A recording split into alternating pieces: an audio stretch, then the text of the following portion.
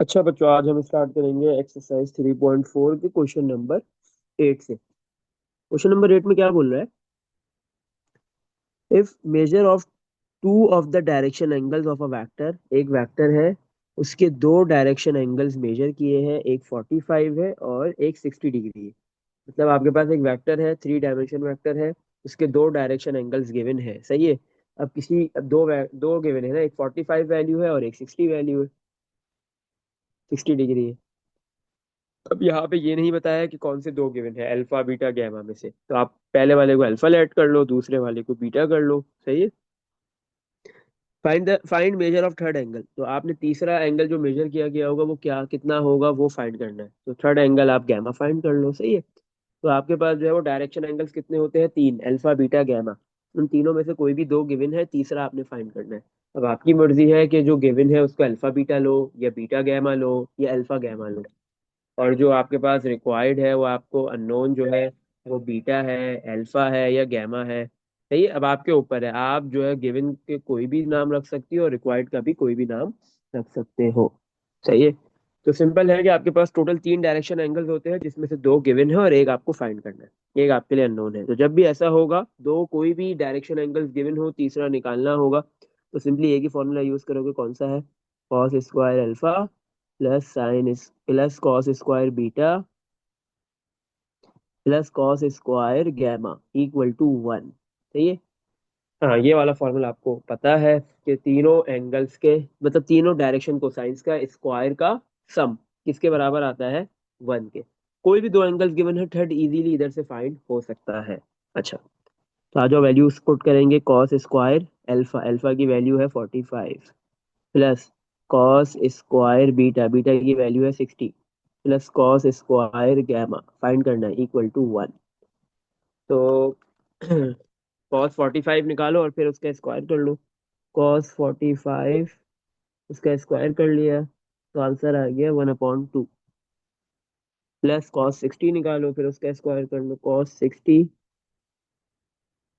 Square किया, answer आ गया 1/4। प्लस कॉस स्क्वायर गैमा, ये फाइंड करना है गैमा, तो cos square gamma equal to one. Cos square gamma find करना है तो बाकी जितनी भी टर्म्स है वो सारी लेफ्ट से राइट पे चली जाएंगी। 1/2 प्लस का है लेफ्ट पे, राइट पे आके क्या हो जाएगा, माइनस वन कॉपी, माइनस का 1/2, प्लस का 1/4 है लेफ्ट पे, राइट पे आके माइनस का 1/4 हो गया। तो cos square gamma equal to, अब इन तीनों वैल्यूज को ऐड सब्ट्रैक्ट जो भी हो रहा है कर लो, वन माइनस 1/2 माइनस 1/4, तो 1/4 आंसर आ गया, सही है। तो सबसे पहले आपको ये गैमा फाइंड करने के लिए स्क्वायर हटाना पड़ेगा। स्क्वायर हटाने के लिए आपने दोनों साइड पे क्या ले लिया, स्क्वायर रूट, सही है। स्क्वायर रूट ले लिया, जब भी स्क्वायर रूट लेते हैं प्लस भी आता है और माइनस भी आता है। अच्छा, तो आपने प्लस भी ले लिया और माइनस भी ले लिया, स्क्वायर रूट आपस में हो गए कैंसिल। तो cos gamma equal to plus minus 1/4 का रूट लोगे, वन का रूट वन होता है, डिवाइड में फोर का रूट टू होता है। अब आपको गैमा फाइंड करना है तो कॉस इधर आके क्या हो जाएगा, कॉस इनवर्स, क्या कॉस एक साइड से जब दूसरी साइड पे मूव करता है तो कॉस इनवर्स हो जाता है, प्लस माइनस 1/2, सही है। तो गैमा कैसे आएगा, जैसे ही आप कॉस इनवर्स 1/2 निकालोगे, कॉस, शिफ्ट दबा के कॉस को प्रेस करो, कॉस इनवर्स आ गया। 1/2 एक मरतबा प्लस का निकाल लो, दूसरी मरतबा माइनस का निकाल लो,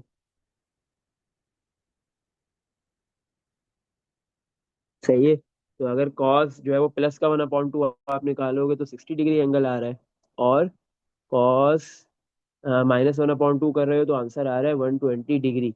इसका मतलब है आपके पास जो है वो गैमा की दो वैल्यूज आ रही है, एक 60 डिग्री और एक 120 डिग्री आ रही है, सही है। तो ये दो अननोन्स आपने, मतलब आपने गैमा तीसरा एंगल, थर्ड एंगल फाइंड कर लिया। इसमें देख लो बेटा, कुछ पूछना है? हम्म।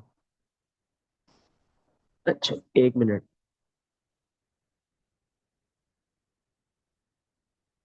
अच्छा बेटा, तो हमने क्या किया, गैमा थर्ड एंगल फाइंड कर लिया, उसकी दो वैल्यूज आ रही है, 60 डिग्री और 120 डिग्री, सही है। आई थिंक बुक में एक ही होगी, बुक के एंड में जो आंसर होगा उसमें शायद 60 डिग्री लिखा हुआ होगा, उसने सिर्फ प्लस के साथ किया होगा, माइनस के साथ नहीं किया होगा, सही। अच्छा बेटा, इसमें देख लो, कुछ पूछना है तो जब भी आपके पास कोई भी दो डायरेक्शन एंगल्स गिवन हो, अल्फा बीटा गैमा, कोई भी दो एंगल गिवन हो, इसने तो दो एंगल सिर्फ दे दिए थे, एक 45 और एक 60, और नेम्स नहीं रखे, तो आपके पास दो एंगल गिवन है, कोई भी आप तीसरा इजीली फाइंड कर सकते हो। कौन से फॉर्मूले से? Cos square alpha plus cos square beta plus cos square gamma equal to 1। सही है। इसमें देख लो बेटा, कुछ पूछना है? चलो क्वेश्चन नंबर 9 पे मूव करते हैं। क्वेश्चन नंबर 9 में क्या है आपके पास? ये एक आपके पास डॉट प्रोडक्ट स्केलर प्रोडक्ट की एक एग्जांपल है, सही है, एप्लीकेशन है, आप ये कह सकते हो। Question number 9, find the work done. आपको वर्क डन फाइंड करना है। क्या फाइंड करना है? Work done. वर्क डन को डब्ल्यू से लिखते हैं, वर्क फाइंड करना है आपने। सही है, बाय द फोर्स। और वो वर्क डन जो हो रहा है वो इस फोर्स की वजह से हो रहा है। फोर्स आपको पता है वेक्टर क्वांटिटी होती है, 7i + 9j -44k। सही है, इन मूविंग एन ऑब्जेक्ट। सही है, वर्क डन फाइंड करो। सही है, फोर्स की वजह से हो रहा है। जैसे ही उस ऑब्जेक्ट पे फोर्स लगी वो मूव कर गया अलोंग अ स्ट्रेट लाइन, और ऑब्जेक्ट जो है वो मूव कर रहा है स्ट्रेट लाइन में from these 2 point, from this point two this. दो पॉइंट गिवन दे दिए। सही है, एक फ्रॉम में लिखा हुआ है, एक फ्रॉम है, मतलब इस पॉइंट से स्टार्ट हो रहा है ऑब्जेक्ट मूव करना, और टू वाला पॉइंट है, इसका मतलब ऑब्जेक्ट इस पॉइंट तक मूव कर रहा है। तो आपके पास फ्रॉम वाला इनिशियल पॉइंट होगा, और टू वाला, टू के बाद जो पॉइंट आ रहा है वो फाइनल पॉइंट होगा, टर्मिनल पॉइंट होगा। सही है, तो एक पॉइंट का नाम हम रख लेते हैं ए, और दूसरे पॉइंट का नाम हम रख लेते हैं बी। तो ए है 4,2,7। सही है, ए नाम रख लिया पॉइंट का। दूसरा पॉइंट है बी, उसका नाम हमने, सेकंड पॉइंट बी, नाम हमने बी रख लिया। पॉइंट है 6,4,9। सही है, एक ऑब्जेक्ट है, उस पर फोर्स लगी, फोर्स गिवन है वेक्टर की फॉर्म में, और वो ऑब्जेक्ट जो है वो मूव कर रहा है point a to point b. तो कितना वर्क किया उस ऑब्जेक्ट ने, आपने ये फाइंड करना है, और ऑब्जेक्ट स्ट्रेट लाइन में मूव कर रहा है। सही है। अच्छा, तो सबसे पहले आप क्या निकालोगे? आर। क्या निकालोगे? आर। आर क्या होता है? जैसे ही ऑब्जेक्ट जो है वो फोर्स लगी, उसने कितना डिस्प्लेसमेंट कवर किया वो फाइंड करना है। इस पॉइंट से, एक पर्टिकुलर पॉइंट से मूव करना स्टार्ट हुआ, दूसरे पॉइंट तक पहुंच गया, तो दो पॉइंट्स के दरमियान का डिस्टेंस निकालना है। सही है, कि आपके पास जो है वो क्या डिस्टेंस है, उसने ऑब्जेक्ट ने कितना डिस्प्लेसमेंट कवर किया। तो आर लिख लो या एस लिख लो या डी लिख लो, आपकी मर्जी है, इससे कोई फर्क नहीं पड़ता। चलो डी लिख लेते हैं, डी। सही है, डिस्प्लेसमेंट वेक्टर कैसे आएगा? ऑब्जेक्ट मूव कर रहा है from point a to b, ये ए बी। तो आपके पास जो डिस्टेंस ऑब्जेक्ट ने कवर किया है वो ए बी। तो बी इसमें टर्मिनल पॉइंट है, फाइनल पॉइंट है, टर्मिनल पॉइंट है, माइनस कर देंगे ए से, ए इनिशियल पॉइंट है। टर्मिनल पॉइंट है 6,4,9 माइनस इनिशियल पॉइंट है 4,2,7। तो यहाँ पे क्या होगा? आई वाला कंपोनेंट आई वाले से माइनस हो गया, 6 - 4 कॉमा, जे वाला जे से, 4 - 2 कॉमा, के वाला के से, 9 - 7। तो 6 - 4 2 हो गया, कॉमा, 4 - 2 भी 2 हो गया, कॉमा, 9 - 7 भी आपके पास 2 होता है। तो ये तो आपके पास जो डिस्प्लेसमेंट का वेक्टर आ गया वो क्या है? 2,2,2। इसको क्लोज फॉर्म से, ऑर्डर पेयर वाली फॉर्म से ओपन फॉर्म में कन्वर्ट कर देते हैं, तो ये हो गया 2i + 2j + 2k। सही है, 2i + 2j + 2k, ये आपके पास डिस्प्लेसमेंट वेक्टर आ गया है। आपने डिस्प्लेसमेंट वेक्टर निकाल लिया। अब आपने ये पढ़ा होगा फिजिक्स के अंदर भी कि आपके पास जो वर्क होता है, वर्क होता है dot product between force and displacement. हमें इधर वर्क फाइंड करना है ना, तो वर्क आपके पास क्या होता है? डॉट प्रोडक्ट होता है फोर्स और डिस्प्लेसमेंट के बिटवीन। सही है, तो वर्क कैसे निकलता है? फोर्स और डिस्प्लेसमेंट, इन दोनों वेक्टर्स का डॉट प्रोडक्ट लोगे तो आपके पास वर्क डन आ जाएगा। फोर्स वाला वेक्टर गिवन है हमारे पास, क्या है? 7i + 9j -44k। Dot displacement vector आपने फाइंड कर लिया है, 2i + 2j + 2k। सही है, तो अब इन दोनों वेक्टर्स का हम डॉट प्रोडक्ट निकालेंगे, हमारे पास वर्क डन आ जाएगा। तो 7i × 2i, तो 7 × 2 14, i.i1, plus 9 × 2 18, j.j1, minus plus minus 44 × 2 88, और k.k1। 14 × 1 14, plus 18 × 1 18, minus 88 × 1 88। इन दोनों को प्लस करके 88 से जैसे ही माइनस करोगे आपके पास वर्क की वैल्यू आ जाएगी, 14 + 18 -88। तो वर्क आ गया -56। सही है, तो आपके पास यूनिट क्या होगा वर्क का, हमारे पास जो है वो डिस्प्लेसमेंट और फोर्स का कोई स्पेसिफिक यूनिट गिवन नहीं है, तो वर्क का भी हम कोई स्पेसिफिक यूनिट पर्टिकुलर यूनिट नहीं लिख सकते, तो यहाँ पे हमने सिर्फ यूनिट्स लिख दिया। तो आपके पास एक ऑब्जेक्ट है जिसपे फोर्स लग रही है, जो फोर्स गिवन थी, और ऑब्जेक्ट एक पॉइंट से दूसरे पॉइंट की तरफ स्ट्रेट लाइन में मूव कर रहा है, तो उसने कितना वर्क किया है, -56 यूनिट, सही है। 56 यूनिट उसने वर्क किया है, माइनस उसका नेगेटिव डायरेक्शन को शो कर रहा है, सही है। मतलब अब माइनस डायरेक्शन को क्या कहते हैं, मतलब ये नेगेटिव वर्क हो रहा है, सही है, क्योंकि वर्क स्केलर क्वांटिटी है ना, डॉट प्रोडक्ट जब आप दो वेक्टर्स के दरमियान में करते हो तो आपके पास स्केलर क्वांटिटी आती है। अच्छा, वर्क की कोई डायरेक्शन नहीं होती है, बट ये माइनस साइन ये शो कर रहा है कि आपके पास जो वर्क हो रहा है वो नेगेटिव वर्क हो रहा है। मतलब हमने पढ़ा था ना, तीन टाइप्स के आपके पास वर्क होते हैं, सही है। क्यों, क्योंकि आपके पास माइनस साइन ये शो करता है कि नेगेटिव वर्क का मतलब है work against the gravity, gravity के अगेंस्ट कोई भी ऑब्जेक्ट वर्क कर रहा है, सही है। वर्टिकल पाथ में वर्टिकली अगर कोई भी ऑब्जेक्ट मूव करे अगेंस्ट द ग्रेविटी अर्थ के सरफेस से ऊपर, तो जब वो वर्क करेगा तो उसका वर्क नेगेटिव आता है, और ये माइनस का साइन यहाँ पे ये चीज शो कर रहा है। इसमें देख लो बेटा, कुछ पूछना है तो जब भी आपको वर्क डन निकालने को बोलेगा तो आपने फोर्स और डिस्प्लेसमेंट वेक्टर का क्या करना है, डॉट प्रोडक्ट लेना है, सही है। और डिस्प्लेसमेंट वेक्टर मोस्टली आपको दो पॉइंट्स में देगा, सही है ना, कि एक ऑब्जेक्ट है पॉइंट ए से पॉइंट बी की तरफ मूव कर रहा है, या पॉइंट बी से पॉइंट ए की तरफ मूव कर रहा है, तो जिस पॉइंट से मूव कर रहा है ऑब्जेक्ट, स्टार्ट कर रहा है मूव करना, वो इनिशियल होता है, जहां तक मूव कर रहा है वो फाइनल होता है। तो फाइनल माइनस इनिशियल करोगे आपके पास क्या आ जाएगा, डिस्प्लेसमेंट वेक्टर आ जाएगा। इसमें देख लो बेटा, कुछ पूछना है। No sir. क्वेश्चन नंबर 11 बिल्कुल सिमिलर है, ऐसे ही है, पहले वो करते हैं फिर 10 करेंगे। क्वेश्चन 11 में क्या बोल रहा है आपके पास, calculate the work done by a force, work done find करना है आपने। एक ऑब्जेक्ट है उस पर ये फोर्स लग रही है, फोर्स वेक्टर गिवन है 3i + 4j + 5k, सही है। वर्क डन निकालो, और वर्क डन जो है वो इस फोर्स की वजह से प्रोड्यूस हो रहा है, सही है। In displacing a body, force लगी एक बॉडी पे, वो बॉडी डिस्प्लेस कर गई from position b to position a, body move कर रही है, डिस्प्लेस हो रही है from position b to a, b से ए, तो बी वाला जो है वो इनिशियल पॉइंट होगा, ए वाला फाइनल पॉइंट होगा, सही है। अलोंग अ स्ट्रेट पाथ, सही है, एक बॉडी है उस पे ये फोर्स लगी, वो बॉडी जो है वो पोजीशन बी से पोजीशन ए तक मूव कर गई है स्ट्रेट पाथ में।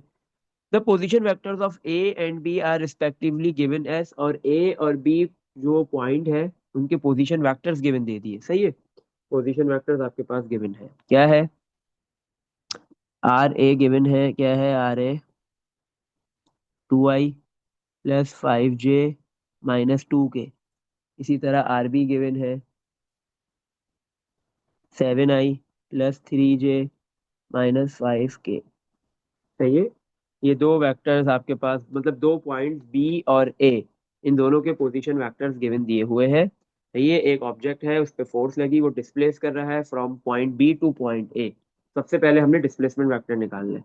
डिस्प्लेसमेंट वेक्टर कैसे निकालेंगे, अच्छा अब आपको इस चीज का ख्याल रखना है कि बॉडी ने डिस्प्लेस कौन से पॉइंट से हो रहा है, बी वाले पॉइंट से ए पॉइंट की तरफ डिस्प्लेस हो रहा है, बी वाले पॉइंट से ए पॉइंट की तरफ मूव कर रहा है, सही है। तो बी वाला स्टार्टिंग पॉइंट है, सही है, और ए वाला आपके पास जो है वो एंडिंग पॉइंट है, फाइनल पॉइंट है, टर्मिनल पॉइंट है। तो ये आपने जो डिस्टेंस निकालना है, डिस्प्लेसमेंट वेक्टर निकालना है, वो आर बी आर ए होगा, सही है। वो क्या होगा, R B R A.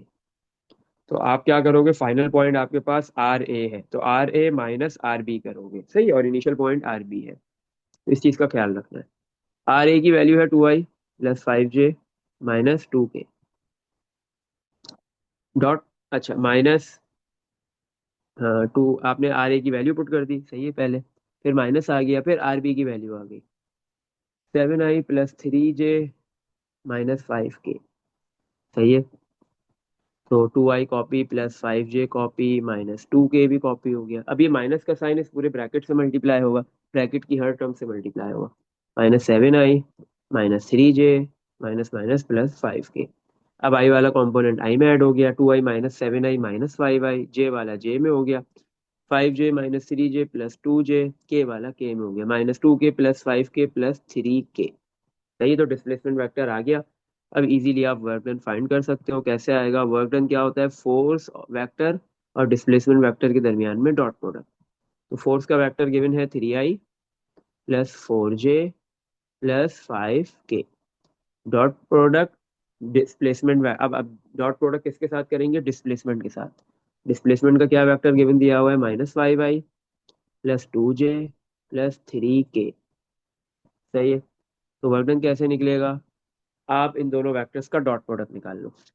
3i multiply -5i, तो 3 multiply -5 -15, i dot i 1।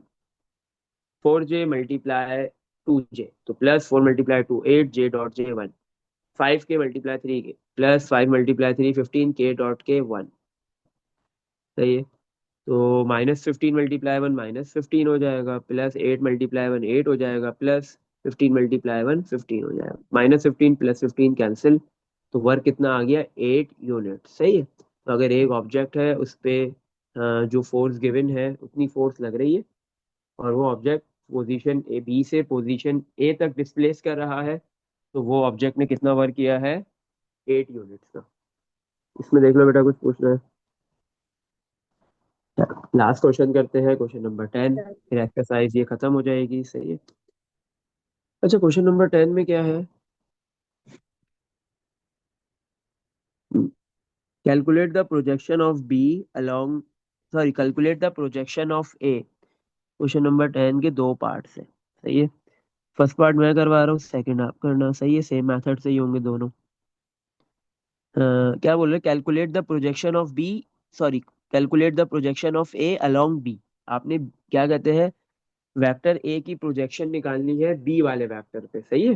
Projection निकालनी है ए वाले वेक्टर की बी वाले वेक्टर पे। आपके पास वेक्टर ए है, उसकी प्रोजेक्शन आपने फाइंड करनी है बी पे, मतलब ए बी फाइंड करना है। सही है। दो वेक्टर्स है, एक ए और दूसरा बी। हाँ, तो आपने ए वाले वेक्टर की प्रोजेक्शन निकालनी है बी पे। इसी तरह आगे बोले an projection of b along a.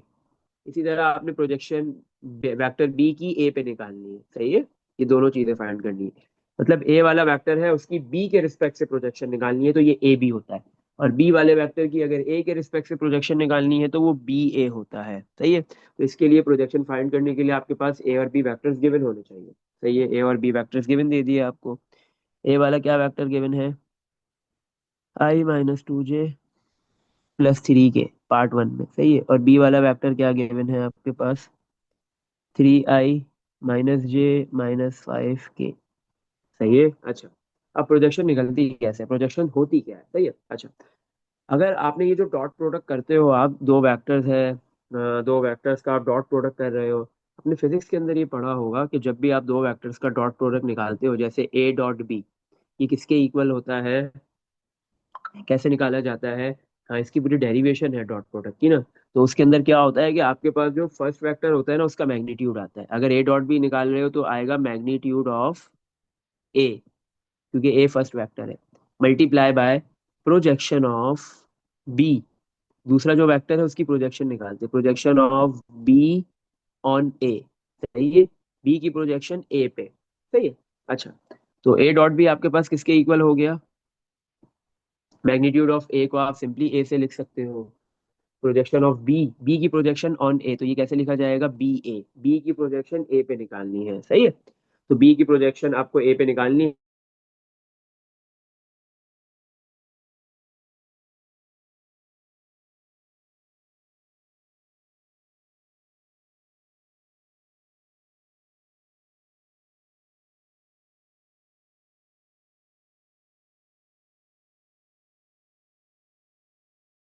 इसी तरह हमें तो ए और बी, ए मतलब ए की प्रोजेक्शन बी पे भी निकालनी है, तो उसके लिए क्या होगा आपके पास, अगर आप बी डॉट ए निकालो, क्या करो, बी डॉट ए, तो बी डॉट ए क्या फॉर्मूला बनेगा, magnitude of first vector. First vector कौन सा है इधर, ए है, सॉरी बी है, तो पहले बी का मैग्नीट्यूड आ जाएगा क्योंकि बी पहला वेक्टर है। मल्टीप्लाई किससे होगा, projection of second vector on first vector, यही होता है।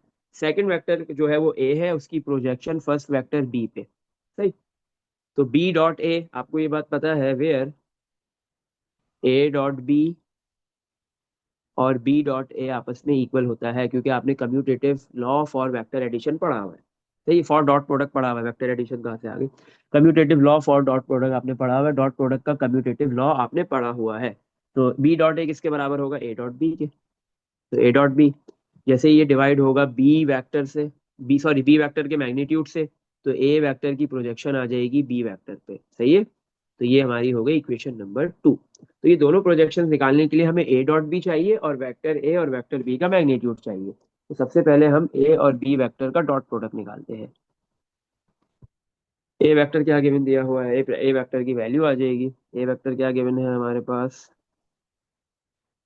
i-2j + 3k dot B vector i3i-j -5k।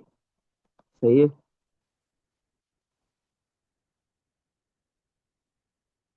अच्छा, तो अब यहाँ पे क्या होगा, डॉट प्रोडक्ट निकाल लो। आई डॉट आई 1 हो गया, और 1 × 3 3 हो गया। दोनों आई के कोफिशिएंट्स मल्टीप्लाई हो गए, 1 × 3 3, आई डॉट आई 1। -2 × -1 तो +2 हो गया, जे डॉट जे 1। 3 × -5 -15 हो गया, के डॉट के 1। 3 × 1 3, +2 × 1 2, -5 15 × 1 15। तो 3 + 2 5 हो गया, -15 करेंगे तो आंसर आ गया -10। ए डॉट बी भी -10 होता है, और बी डॉट ए निकालोगे तो भी -10 ही आएगा। इसके बाद आपने वेक्टर ए का मैग्नीट्यूड निकालना है। कैसे निकलेगा, स्क्वायर रूट वेक्टर ए में जो आई कंपोनेंट है उसका स्क्वायर, मतलब आई के कोफिशिएंट का स्क्वायर 1, 1 है 1 स्क्वायर, प्लस जे के कोफिशिएंट का स्क्वायर, जे का कोफिशिएंट है -2 उसका स्क्वायर, प्लस के कोफिशिएंट का स्क्वायर 3 उसका स्क्वायर। स्क्वायर रूट 1 का स्क्वायर 1, प्लस -2 का स्क्वायर 4, प्लस 3 का स्क्वायर 9। तो आंसर कितना आ गया, रूट 14। और 14 का अगर आप रूट लोगे बेटा